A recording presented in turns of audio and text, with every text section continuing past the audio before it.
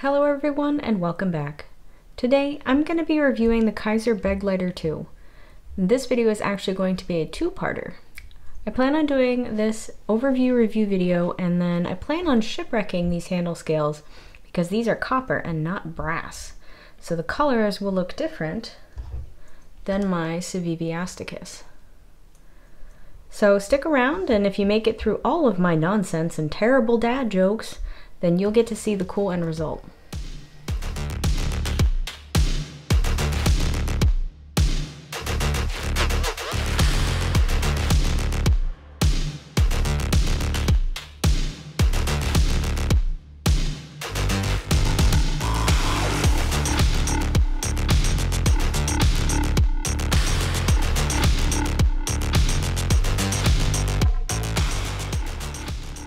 The knife I'm going to look at today is the Kizer Begleiter 2, which was designed by Azomai and is part of Kizer's budget-focused Vanguard line of knives.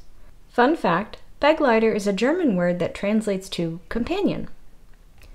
Azo is an in-house designer at Kizer, and he's designed a lot of different knives for them, like the Drop Bear, which I have to get one soon, the Towser, and the Cat Shark, which is way too cute for its own good. As I mentioned, Kizer is the manufacturer of this knife. They're a popular knife company that is based in Guangzhou, China, and they are currently celebrating their 10th anniversary.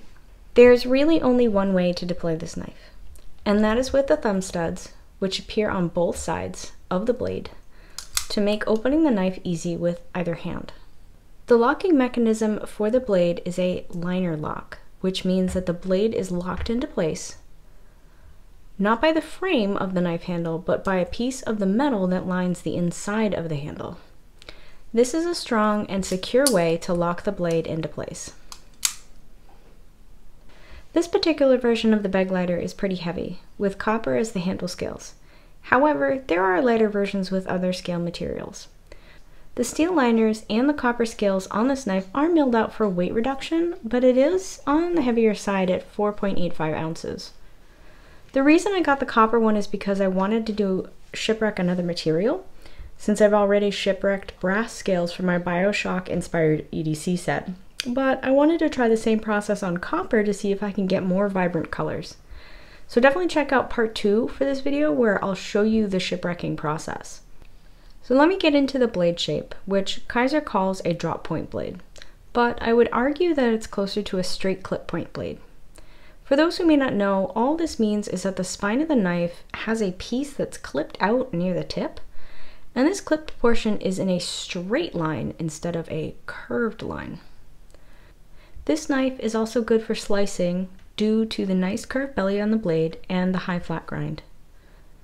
I was cutting open plastic packaging for my cat's canned food, and I was delighted how smooth the cutting capability was. It definitely felt like I was slicing through butter on a hot day. Now, the blade steel actually helps with that. It is a new steel for me, and it's called N690. And N690 is an ingot-formed steel which is made by an Austrian company called Böhler. The steel has decent edge retention, high corrosion resistance, and good toughness. The blade length, however, is a little long for me personally at about 3.42 inches, and the overall knife length is 7.85. And the downside is that a lot of my pockets aren't deep enough to fit this knife or don't exist at all. Remember, girl pants are stupid. TM, TM, TM, TM. And maybe someday I'll just make my own brand and give us all some pockets that make sense.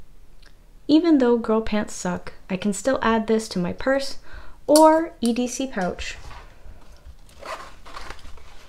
Just fine.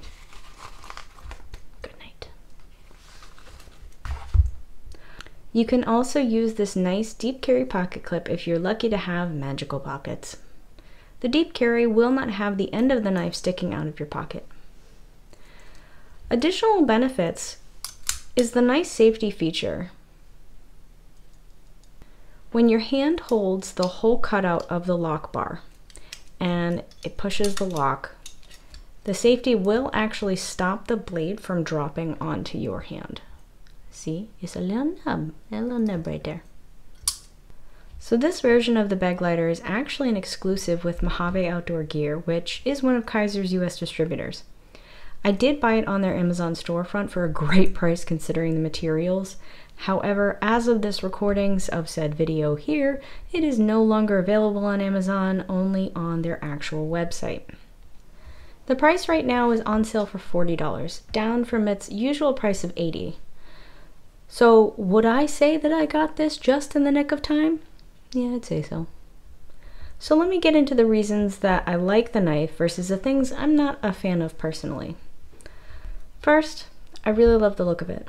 It is very sleek, and I think I will love it even more once I shipwreck the handle scales.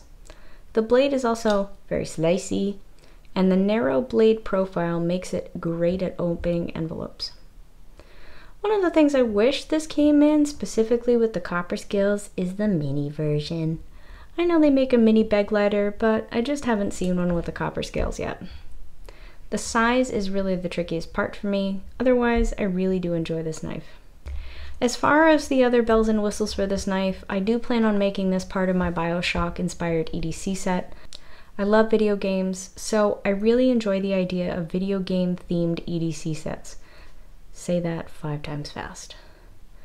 I hope this fits well with the whole set, but you're gonna have to find out in part 2. So that's it. That's all I got.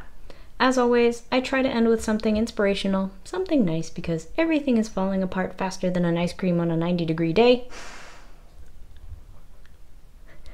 Perfect timing.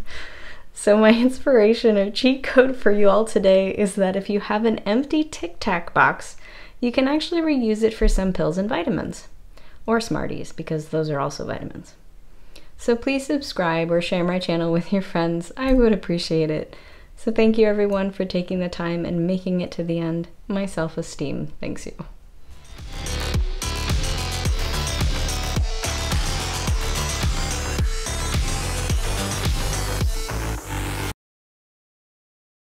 Fun fact, Begleiter is German.